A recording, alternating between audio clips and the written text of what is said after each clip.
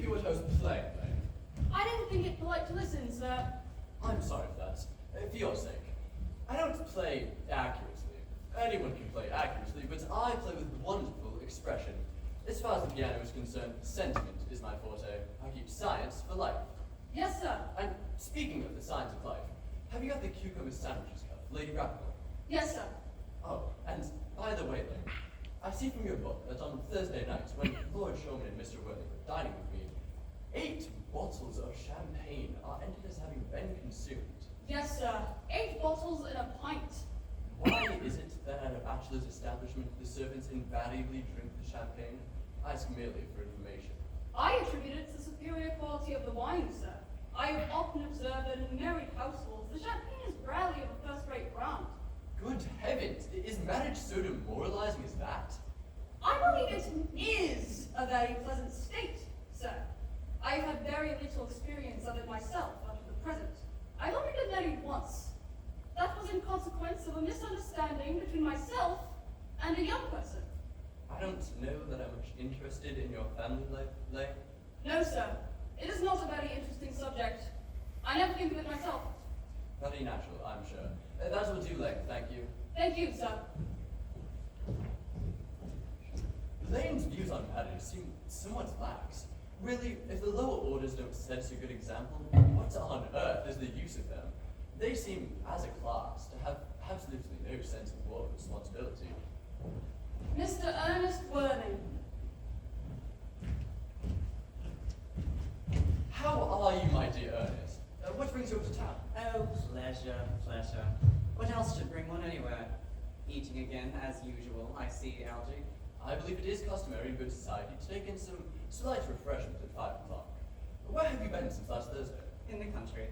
And what on earth do you do there? When one is in town, one amuses oneself. When one is in the country, one amuses other people. It is excessively boring. And who are the people you amuse? Oh, neighbors, neighbors. You got nice neighbours in your part of Shropshire. Perfectly ordered. Never speak to one of them. How immensely you must amuse them. By the way, Shropshire is your county, is it not? It's Shropshire. Yes, of course. Hello. Why all these cups? Why cucumber sandwiches? Why such reckless extravagance in one so young? Who was coming to tea? Oh, merely Aunt Augusta and Gwendolyn. How perfectly delightful. Yes, that's all very well. But I am afraid Aunt Augusta won't quite approve of your being here. May I ask why? My dear fellow, the way you flirt with Gwendolyn is perfectly disgraceful. It's almost as bad as the way Gwendolyn flirts with you. I am in love with Gwendolyn. I have come up to town expressly to propose to her. I thought you would come up for pleasure. I held that business. How utterly unromantic you are. I really don't see anything romantic in proposing. It's very romantic to be in love, but there's nothing romantic about a definite proposal. One may be accepted, one usually is, I believe. Then the excitement is all over. The very essence of romance is uncertainty. If I ever get married, I'll certainly try to forget the fact. I have no doubt about the Algy. The divorce court was specifically invented for people whose memories are so curiously constituted. Oh, there's no use speculating on that subject. Divorces are made in heaven. Please don't touch the cucumber sandwiches. They're ordered specially for Aunt Augusta. Well, you have been eating them all the time. That's quite a different matter. She is my aunt. Have some bread and butter. The bread and butter is for Gwendolyn. Gwendolyn is devoted to bread and butter. And very good bread and butter it is too. Well, my dear fellow, you need not eat as if you were going to eat it all. You behave as if you were married to her already. You are not married to her already, and I don't think you'll ever be. Why on earth do you say that? Well, in the first place, girls never marry the men they flirt with. Girls don't think it's right. That is nonsense. It isn't. It's a great truth. It accounts for the extraordinary number of bachelors that one sees all over the place. In the second place, I don't give my consent. Your consent? My dear fellow, Gwendolyn is my first cousin, and before I allow you to marry her, you will have to clear up the whole question of Cecily. Cecily? What on earth do you mean by Cecily? I don't know anybody of the name of Cecily. Bring me that cigarette case Mr. Worthing left in the smoking room the last time we dined here. Yes, sir. Do you mean to say that you've had my cigarette case all this time? I wish to goodness you would let me know. I'd been writing frantic letters to Scotland Yard about it. I was very nearly offering a large reward. Well, I wish you would offer one. I am to be more than usually hard up. There's no good offering a large reward now that the thing is found. I think that is rather mean of you, Ernest, I must say. However, it makes no matter, for now that I look at the inscription inside, I find the thing isn't yours after all. Of course it's mine. You've seen me with it 100 times, and you've no right whatsoever to read what is written inside. It is a very ungentlemanly thing to read a private cigarette case. Oh, it is absurd to have a hard and fast rule about what one should read and what one shouldn't. More than half of modern culture depends on what one shouldn't read. I am quite aware of the fact, and I don't propose to discuss modern culture. It isn't the sort of thing one talks of in private. I simply want my cigarette case back. Yes, but this isn't your cigarette case. The cigarette case is a present from someone of the name of Cecily, and you said you didn't know anyone of that name. Well, if you want to know, Cecily happens to be my aunt. Your aunt? Yes, charming old lady she is too. Lives in Tunbridge Wells. Just give it back to me, Algie. But why does she call herself Little Cecily if she is your aunt and lives in Tunbridge Wells? From Little Cecily with her fondest love. My dear fellow, what on earth is there in that? Some aunts are tall, and some aunts are not tall. That doesn't matter, that surely an aunt may be allowed to decide for herself. You seem to think that every aunt should be exactly like your aunt. That's absurd. For heaven's sake, give me back my cigarette case. But why does your aunt call you her uncle? From Little Cecily with her fondest love to her dear Uncle Jack. There is no objection, I admit, to an aunt being a small aunt. But why an aunt, no matter what her size may be, should call her own nephew her uncle, I can't quite make out. Besides, your name isn't Jack at all, it is Ernest. It isn't Ernest, it's Jack. You have always told me it was Ernest. I have introduced you to everyone as Ernest. You answered to the name of Ernest. You look as if your name was Ernest. You were the most earnest-looking person I ever saw in my life. It is perfectly ridiculous saying your name isn't Ernest. It's on your card. Here is one of them. Mr. Ernest Welling, before the album. I'll keep this as proof that your name is Ernest if you ever attempt to deny it to me, or to Gwendolyn, or to anyone else. Well, my name is Ernest in town, and Jack in the country. And the cigarette case was given to me in the country.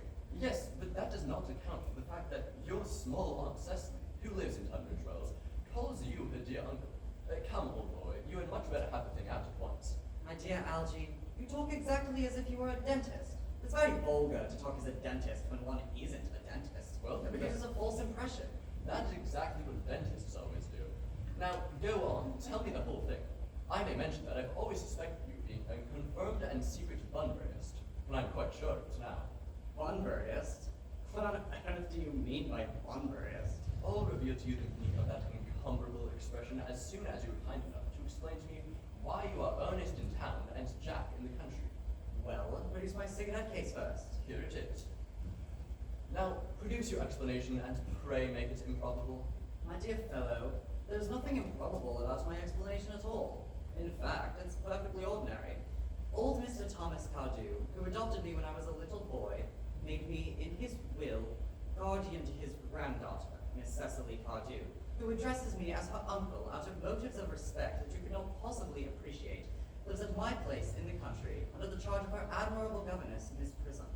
Where is that place in the country, by the way? That is nothing to you, dear boy. You are not going to be invited. But I can tell you candidly that the place is not in Shropshire. I suspect that. My dear fellow, I have Bunburyed all over Shropshire on 2 separate occasions. Now, go on. Why are you Ernest in town and Jack in the country? My dear Algie, I don't know whether you will be able to understand my true motives. You are hardly serious enough. When one is placed in the position of guardian, one has to adopt a very high moral tone on all subjects. It's one's duty to do so. And as a high moral tone can hardly be said to conduce very much to either one's health or one's happiness. To get up to town, I've always pretended to have a younger brother, the name of Earnest, who lives in Albany and gets into the most dreadful of scrapes. That, my dear Algie, is the whole truth, pure and simple. The truth is rarely pure and never simple. Modern life would be very tedious if it were either, and modern literature a complete impossibility. That wouldn't be at all a bad thing. Literary criticism is not your forte, my dear fellow. Don't try it. You should leave that to the people who haven't been at a university. They do so well in the daily papers. What you really are is a Bunburyist. I was quite right in saying you were a Bunburyist. You are one of the most advanced Bunburyists I know. What on earth do you mean? You have may be able to come down to the town as often as you like. I have invented an invaluable permanent invalid called Bunbury, in order that I may be able to go down to the country whenever I choose. Bunbury is perfectly invaluable. If it weren't for Bunbury's extraordinary bad health, for instance, I wouldn't be able to dine with you tonight at Willis's, for I've really been engaged to Aunt Augusta for more than a week. I haven't asked you to dine with me anywhere tonight. I know. You are absurdly careless about sending out invitations. Nothing annoys me so much as not receiving invitations. You had much better dine with your Aunt Augusta. I haven't the smallest intention of doing anything of the kind. To begin with, I dine there on Monday, and once a week is quite enough to dine with one's own relations. In the second place, whenever I do dine there, I'm always treated as a member of the family, and either sent out with no woman at all, or two. In the third place, I know perfectly well whom she will place me next to tonight. She will place me next to Mary Farquhar, who always flirts with her own husband across the dinner table. That is not very pleasant. Indeed, it is not even decent. That sort of thing is enormously on the increase. The amount of women in London who flirt with their own husbands is perfectly scandalous. Who looks so bad? It's simply washing one's clean linen in public. Besides, now that I know you to be a confirmed Bunburyist, I naturally want to talk to you about Bunbury. I want to tell you the rules. I'm not a Bunburyist at all. If Gwendolyn accepts me, I'm going to kill my brother. Indeed, I think I'll kill him in any case. Cecily is a little too much interested in him. It's rather a bore. So I'm going to get rid of Earnest, and I strongly advise you to do the same. Mr. Invalid Friend has the absurd name. Nothing will induce me to part from Bunbury. And if you ever get married, which seems to me to be extremely problematic, you'll be very glad to know Bunbury. A man who marries without knowing Bunbury is a very tedious outfit. That is nonsense. I marry a charming girl like Gwendolyn, and she is the only girl I ever saw in my life that I would marry. I certainly won't want to know Bunbury. Then your wife will. You don't seem to realize that in married life, 3 is company and 2 is none. That, my dear young friend, is the theory that the corrupt French drama has been propounding for the last 50 years. Yes, and that the happy English household has proved in half the time. For heaven's sake, don't try to be cynical. It's perfectly easy being cynical. My dear fellow, it isn't easy being anything nowadays. Such lots of beastly competition about.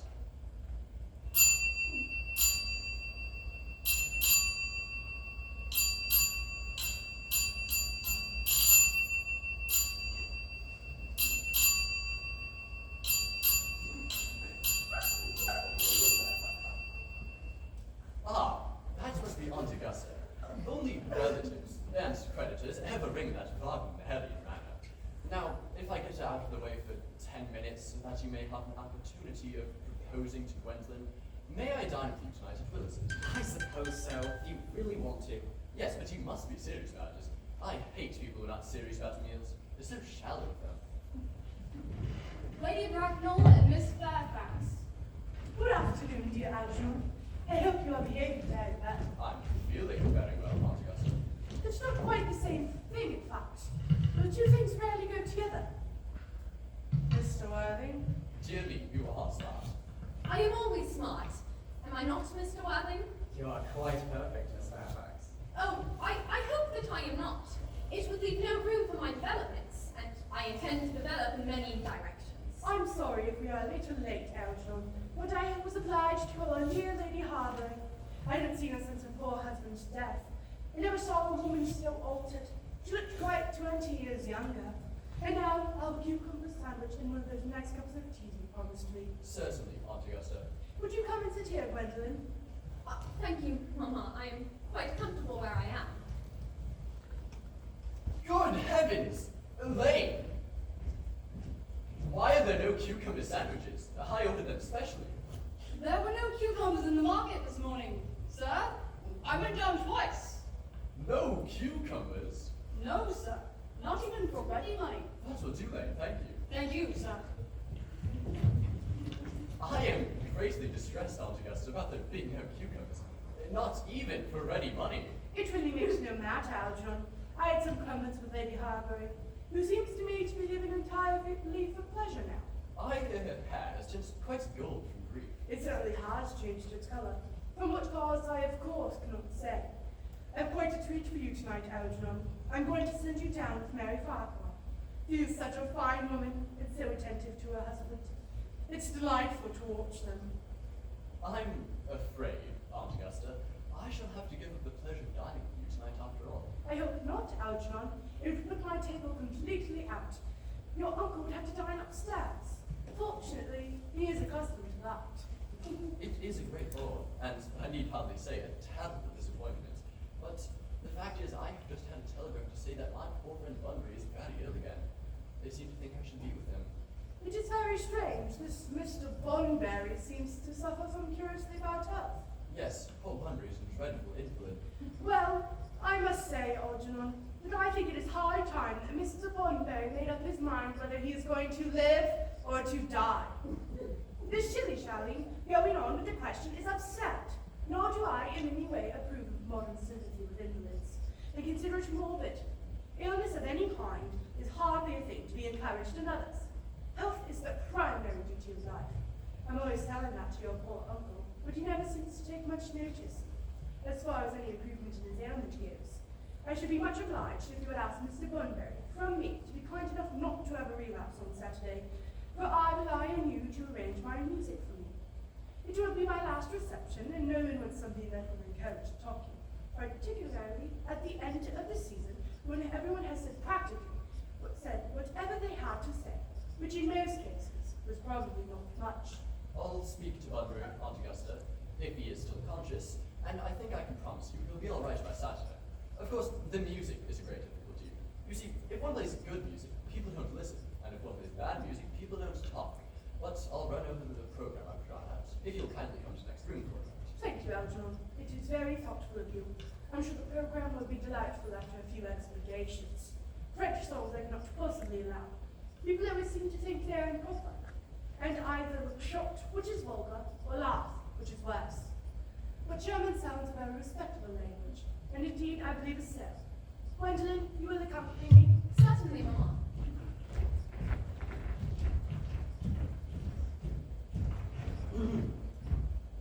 Charming day it has been, Miss Fairfax. Pray, don't talk to me about the weather, Mr. Worthing. Whenever people talk to me about the weather, I always feel quite certain they mean something else. What makes me so nervous? I do mean something else. I thought so. In fact, I am never wrong. And I would like to be allowed to take advantage of Lady Bracknell's temporary absence. I would certainly advise you to do so. Mamma has a way of suddenly coming back into a room that I have often had to speak to her about. Miss Fairfax, ever since I've met you, I've admired you more than any girl I've ever met since I met you. Yes, I'm quite well aware of the fact. And I often wish that in public, at any rate, you'd be more demonstrative. For me, you have always had an irresistible fascination. Even before I met you, I was far from indifferent to you. We live, as I hope you know, Mr. Worthing, in an age of ideals.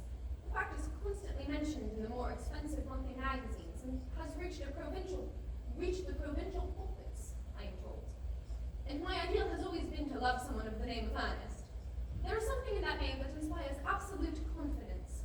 The moment Algernon first mentioned to me that he had a friend called Earnest, I knew I was destined to love you. You really love me, Gwendolyn. Passionately. Darling, you don't know how happy you've made me. My own Earnest. But you don't really mean to say that you couldn't love me if my name wasn't Earnest. But your name is Earnest. I know it is. But supposing it was something else, do you mean to say that you couldn't love me then? This is clearly a metaphysical speculation, and like most metaphysical speculations, have very little reference to the actual facts of real life as we know them. Personally, darling, to speak quite candidly, I don't much care for the name of Earnest. I don't think the name suits me at all. It suits you perfectly. It is a divine name. It has a music of its own. It produces vibrations. Well, really, Gwendolyn, I think there are lots of other, much nicer names. I think Jack, for instance, a charming name. Jack. No, there is very little music in the name Jack, if any at all, indeed. It does not thrill. It produces absolutely no vibrations. I have known several Jacks, and they all, without exception, were more than usually plain. Besides, Jack is a notorious domesticity for John, and I pity any woman who is married to a man called John. She would probably never be allowed to know the entrancing pleasure of a single moment's solitude.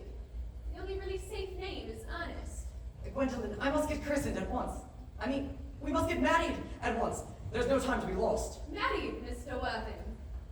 Well, surely, you know that I love you, and you led me to believe, Miss Fairfax, that you are not absolutely indifferent to me. I adore you, but you haven't proposed to me yet, and nothing has been said at all about marriage. But the subject has not ever been brought up. Well, may I propose to you now? I think it would be an admirable opportunity. And to spare you any possible disappointment, Mr. Worthing, I think it only fair to tell you quite frankly beforehand that I am fully determined to accept you. Gwendolyn, Yes, Mr. Worthing, what have you got to say to me? you know what I've got to say Yes, to you. but you don't say it. Gwendolyn, will you marry me? Of course I will, darling. How long have you been about it? I'm afraid you have had very little experience about how to propose. I own one. I've never loved anyone in the world but you. Yes, but men often propose for practice. I know my brother Gerald does. All my girlfriends tell me so. What wonderfully blue eyes you have, Ernest. They are quite blue. I hope you will always look at me just like that, especially when other people are present. Mr. Worthing! Rise, sir, from the cell I become in posture. It is most indecorous. I must beg you to retire. Mr. Worthing has not quite finished yet. Finished what, may I ask? I am engaged to Mr. Worthing, Mamma. Pardon me. You are not engaged to anyone. When you do become engaged to someone, I or your father, should his health permit it, will inform you of the fact. An engagement should come on a young girl as a surprise, pleasant or unpleasant as the case may be. It is hardly a matter that she should be allowed to arrange for herself. And now, I have a few questions to put on you, Mr. Worthing. While I am making these inquiries, you, Gwendolyn, will wait for me below in the carriage. Mamma! In the carriage, Gwendolyn.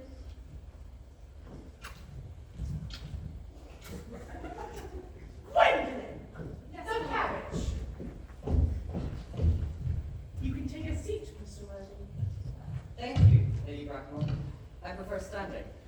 I feel bound to tell you that you are not down on the list of eligible men, although I have the same list as the dear Duchess of Beaucton has.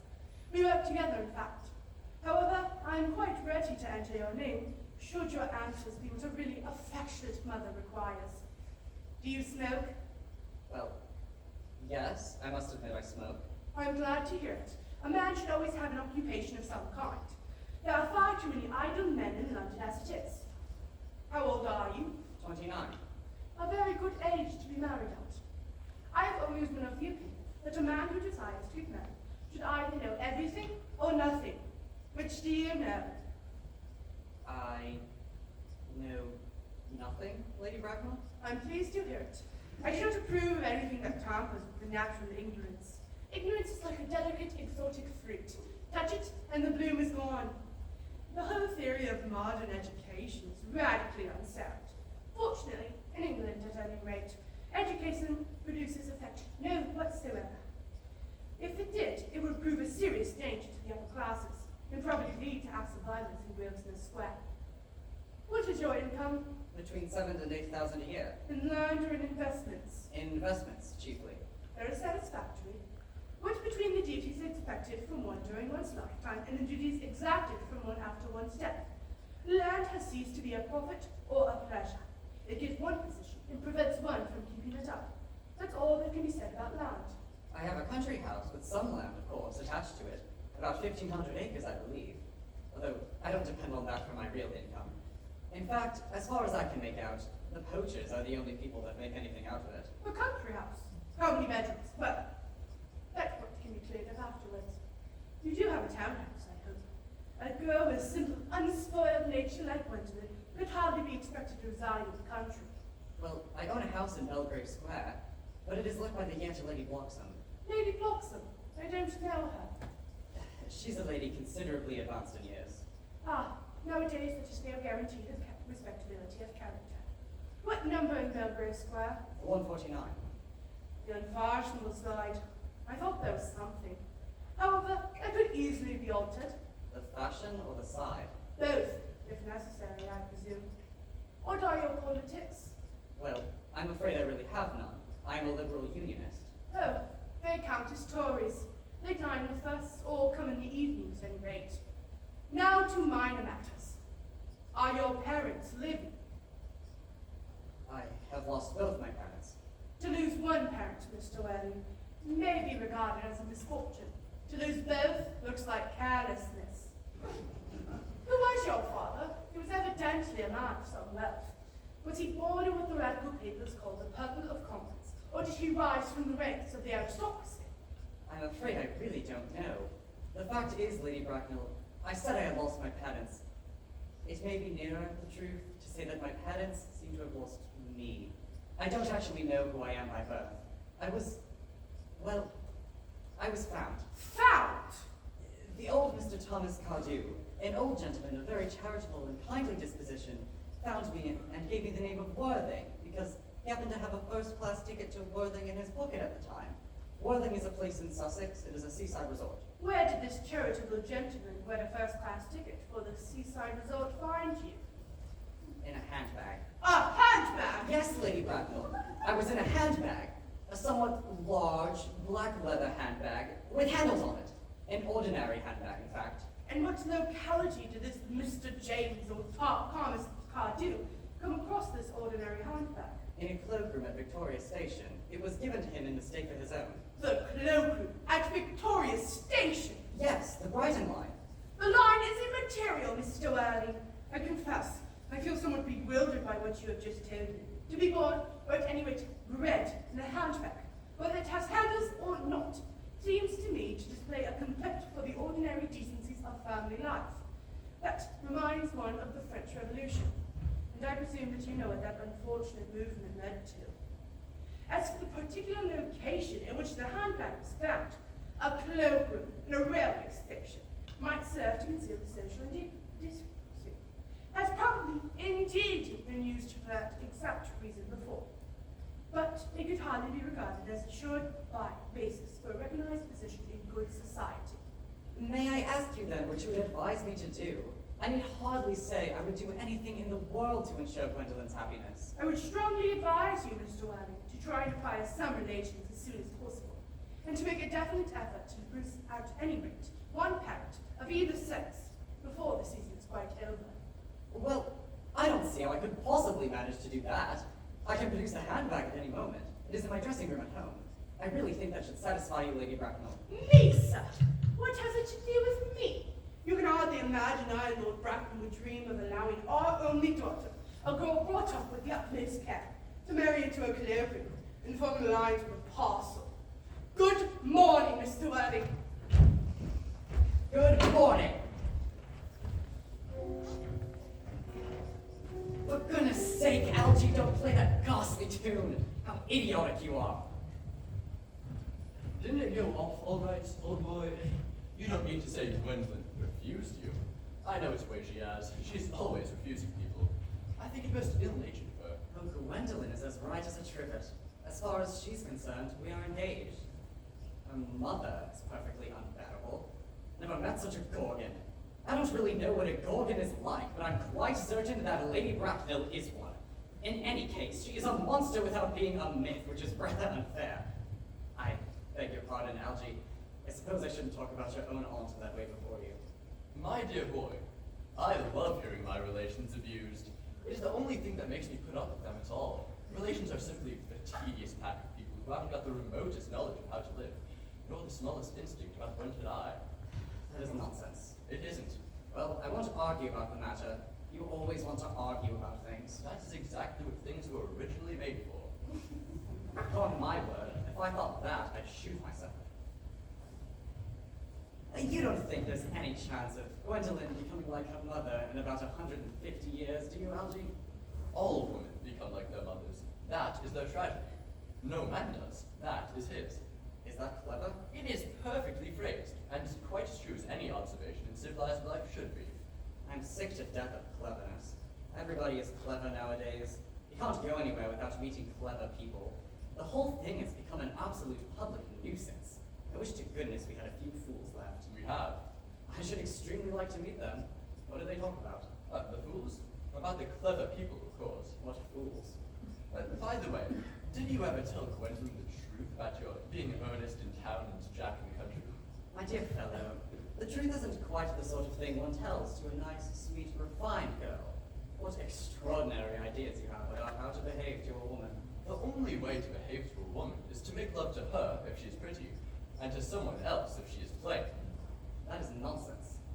What about your brother? Or what about the profligate Earnest? Oh, before the end of the week, I shall have got rid of him. I'll say he died in Paris of apoplexy.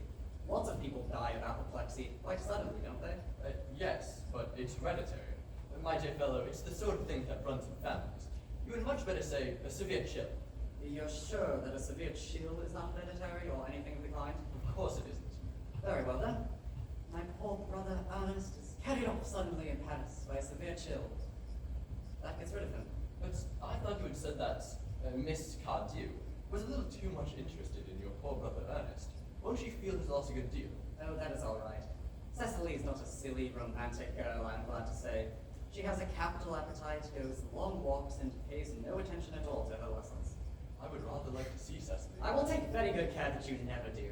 She is excessively pretty, and she is only just 18. Have you told Gwendolyn yet that you have an excessively pretty ward who's only just 18? No, one doesn't blurt these things out to people. Cecily and Gwendolyn are perfectly certain to be extremely good friends. I'll bet you anything you like that half an hour after they have met, they will be calling each other sister. Women only do that when they've called each other a lot of things first. Now, my dear boy, if we want to get a good table at Willis's, we really must get dressed. Do you know it is nearly 7? Oh, it is always nearly 7. I'm hungry. I never knew you when you weren't. What shall we do after dinner? Go to a theater? Oh no, I loathe listening. Well, let us go to a club. Oh no, I hate talking. Well, we might trot around to the Empire at 10. Oh no, I can't stand looking at things. It's so silly. Well, what shall we do? Nothing. It is very hard work doing nothing. But I don't mind hard work when there's no definite object of any kind. Miss Fairfax. Gwendolyn, upon my word. Algy, kindly turn your back. I have something very particular to say to Mr. Worthing. Really, Gwendolyn, I don't think I can allow this at all. Algy, you always adopt a strictly immoral attitude toward life. You are not quite old enough for that. My own darling. Ernest, we may never be married. From the expression on Mamma's face, I fear we never shall. You parents nowadays pay any regard to what their children say to them. The old-fashioned respect for the young is fast dying out. Whatever influence I had over Mamma, I lost at the age of 3. But although she may prevent us from becoming man and wife, and I may marry someone else, and very often, nothing that she can possibly do can alter my eternal devotion to you. Dear Gwendolyn. The story of your romantic origin, as relayed to me by Mamma, with unpleasing comments, has naturally stirred the deeper fibers of my nature. Your Christian name has an irresistible fascination. The simplicity of your character make you exquisitely incomprehensible to me. Your town address in Albany I have. What is your address in the country? The Manor House, Woolton, Hertfordshire. There is a good postal service, I suppose. It may be necessary to do something desperate. That, of course, will require serious consideration. I will communicate with you daily. My own one. How long do you remain in town? Till Monday. Good. Algy, you may turn around now. Thanks. I've turned around already. You may also ring the bell. You will let me see you to your carriage, my own darling. Certainly. I will see Miss Fairfax out. Yes, sir. Tomorrow, Lane, I'm going wandering. Yes, sir. I shall probably not be back until Monday, so you can put up all my dress clothes, the smoking jackets, and all the Bunbury suits. Yes, sir. I hope tomorrow will be a fine day, Lane. It never is, sir. Lane, you are a perfect pessimist. I do my best to give satisfaction, sir.